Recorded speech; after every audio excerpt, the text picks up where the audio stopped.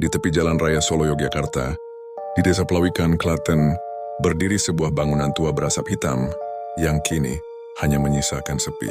Dulu, orang menyebutnya pabrik gula Gondang Winangoen, tempat ribuan pekerja tebu bekerja siang dan malam, tempat di mana uap panas, peluh, dan darah bercampur menjadi satu demi manisnya gula. Tapi, di balik kejayaan masa kolonial Belanda itu, tersimpan cerita kelam yang hingga kini masih hidup di setiap dinding berkaratnya. Tahun 1860, Belanda membangun pabrik ini untuk mengolah tebu dari tanah Klaten yang subur. Setiap musim panen, kereta-kereta kecil membawa tumpukan tebu menuju halaman besar pabrik. Para pekerja pribumi bekerja tanpa henti, tanpa alas kaki, tanpa jam istirahat. Dan setiap kali mesin penggiling berputar, selalu ada kemungkinan satu tangan tak pernah kembali. Mereka bilang, di masa itu, banyak nyawa melayang di bawah tekanan mesin uap raksasa. Dan ketika pabrik ini akhirnya tutup pada tahun 2017, jiwa-jiwa itu tak pernah benar-benar pergi. Malam hari, di antara lorong-lorong besi yang gelap, penjaga malam sering mendengar suara mesin menyala sendiri.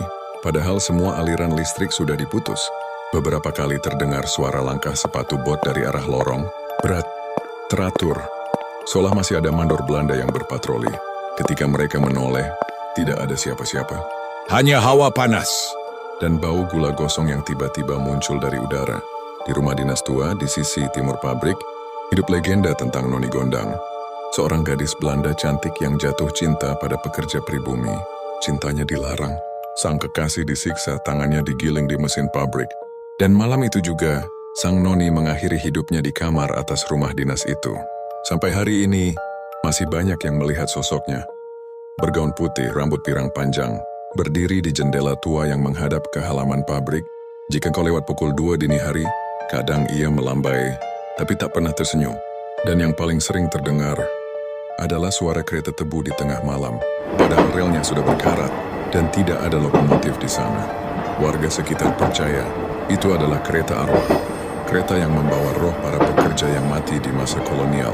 Kembali setiap malam Jumat Kliwon untuk menggiling tebu terakhir mereka. Pernah, seorang konten kreator lokal mencoba merekam di dalam pabrik. Mereka menyalakan kamera dan mendengar suara tangisan dari ruangan penyimpanan gula. Ketika diperiksa, ruangan itu terasa dingin seperti kulkas, meski tak ada listrik. Dan di hasil rekaman video, tampak bayangan perempuan berdiri di belakang mereka, tepat di antara tumpukan karung gula tua. Warga Klaten percaya, selama pabrik ini masih berdiri, ia akan tetap menjadi rumah bagi mereka yang tak tenang. Dan siapapun yang datang hanya untuk menantang atau mengejek, akan merasakan sendiri